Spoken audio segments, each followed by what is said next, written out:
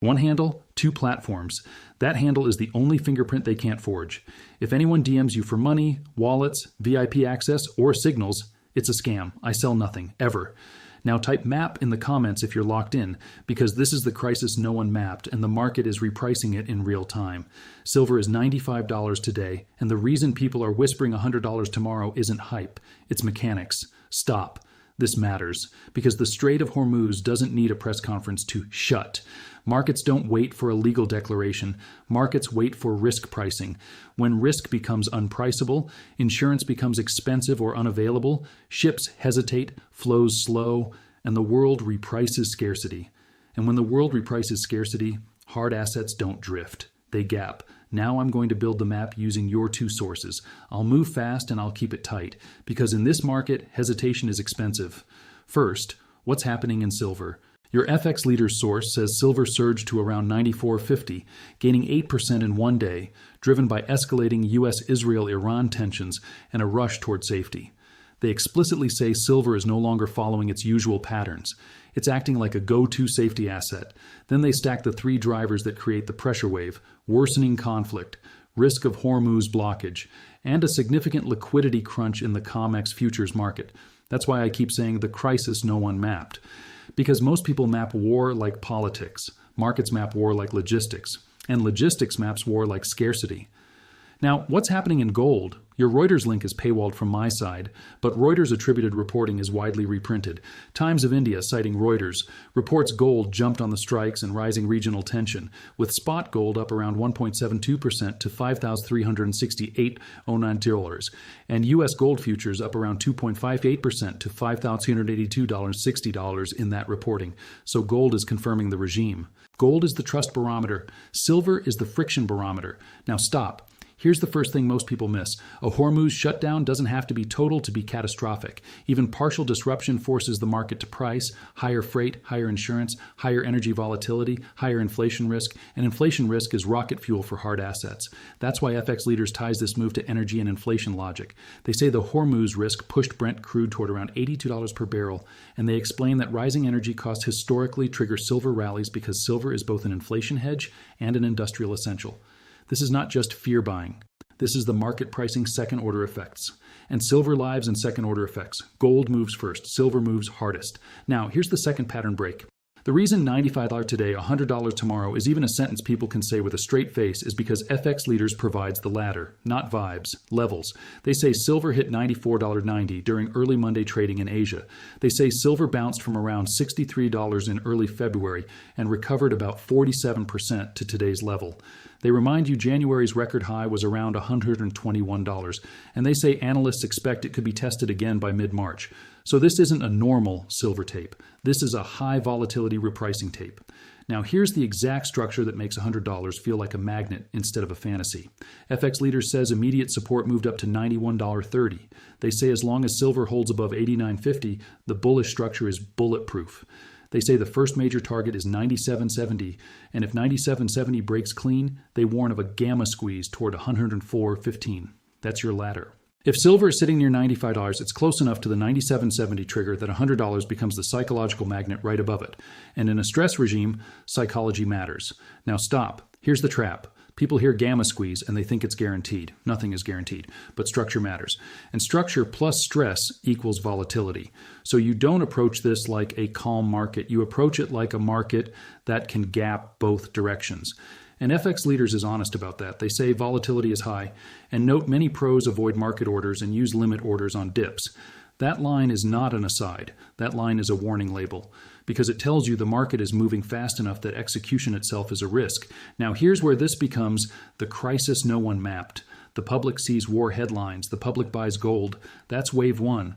But the market is doing something else beneath the headlines. It's stress testing the paper pricing system for silver. FX Leaders says the COMEX futures market is facing a significant liquidity crunch.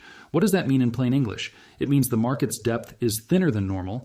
It means large orders move price more. It means spreads widen. It means gaps become more likely. And in thin liquidity, the smallest catalyst produces the biggest move. That's why war plus Hormuz risk plus COMEX liquidity strain is not additive.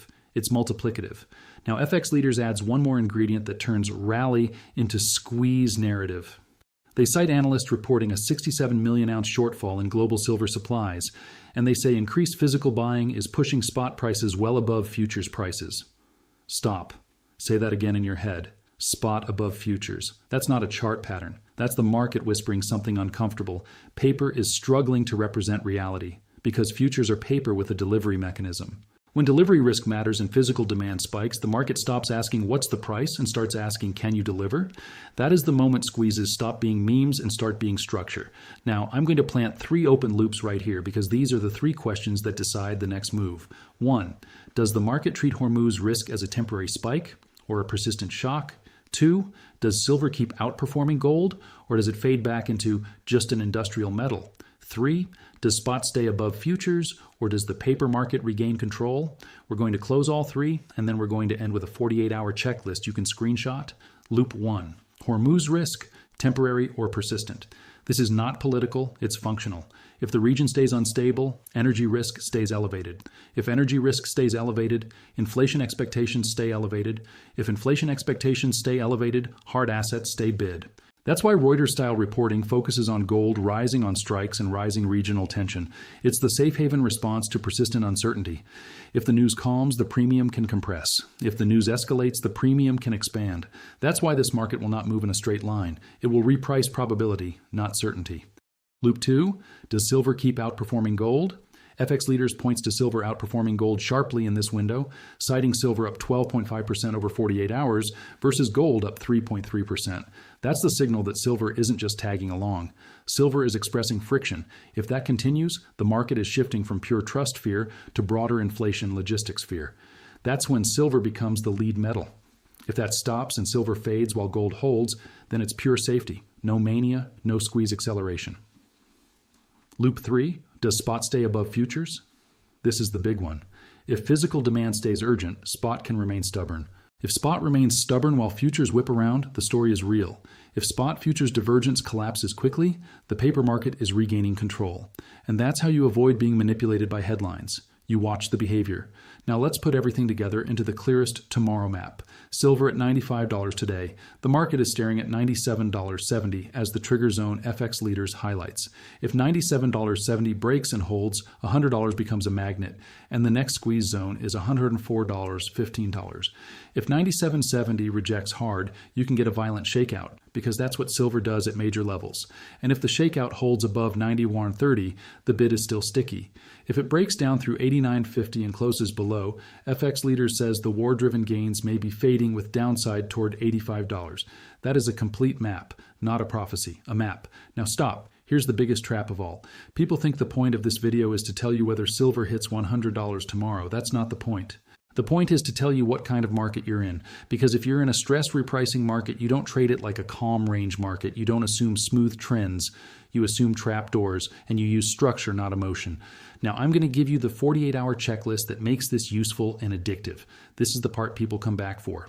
Screenshot this mentally. If silver holds above $91.30 after volatility spikes, demand is sticky, and the market is absorbing stress. If it loses $91.30 and can't reclaim it, the war premium is cooling. If silver holds above $89.50, FX Leaders calls the bullish structure bulletproof. If it closes below $89.50 on the 4-hour chart, FX Leaders flags downside toward 85ers, unwind mode. If silver breaks $97.70 clean and holds, $100 becomes the magnet and $104.15 becomes the squeeze zone. If it rejects $97.70, expect a shakeout and watch whether it holds the $91.30 support band. If spot remains well above futures, physical demand refusing to cool, then the stress narrative is real and the squeeze risk increases. If spot futures divergence collapses quickly, paper regained control and the squeeze pressure eases. If gold remains firm on the Reuters-attributed safe haven impulse, the broader regime stays risk repricing, not one-day headline. If gold fades hard, the market is trying to de-risk the event premium. That's your checklist. Now I'm going to close with 3 takeaways because this is what sticks. 1. FX Leaders says silver surged to around $94.50, psych 8% in a day, driven by worsening conflict, Hormuz blockage risk, and a COMEX liquidity crunch. Silver behaving like a safety asset, not normal silver. 2. FX Leaders cites analysts pointing to a 67 Maz shortfall and says physical buying is pushing spot above futures. a classic signal of paper versus physical stress. 3. Reuters attributed reporting says gold jumped on major strikes and heightened regional tension, confirming the safe haven regime that silver is amplifying. This isn't financial advice. This is financial warfare education. Type MAP if you want the next update the moment silver either breaks 97.70 toward the squeeze zone or fails 89.50 into unwind mode.